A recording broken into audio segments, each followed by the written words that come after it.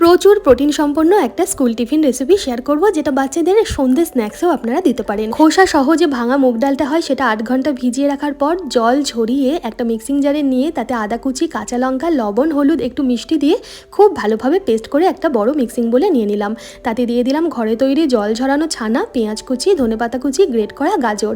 আর এখানে পেটটা যাতে আরও বেশ কিছুক্ষণ ভরা থাকে তার জন্য হাতে তৈরি একটা আটার রুটি তৈরি করে গরম জলে ধুয়ে নরম করে রুটিটাও ভালোভাবে এর সাথে মাখবো, যাতে এই ছানার জল আর ডালের জলটা খুব তাড়াতাড়ি শোক করে নেয়। 2 চামচ তার জন্য সুজি দিয়ে এটা ভালোভাবে মেখে 10 মিনিট রেখে দেবো। এরপর একটা লোহার তাওয়া গরম করে সামান্য তেল, ঘি বা মাখনে এগুলো বড়ার আকারে চ্যাপটা চ্যাপটা করে ভাজতে দেবো। কম আছে একটু সময় নিয়ে এগুলো ভাজলে কম তেল লাগবে, ভেতর থেকে নরম থাকবে আর ওপরে হবে ক্রিস্পি।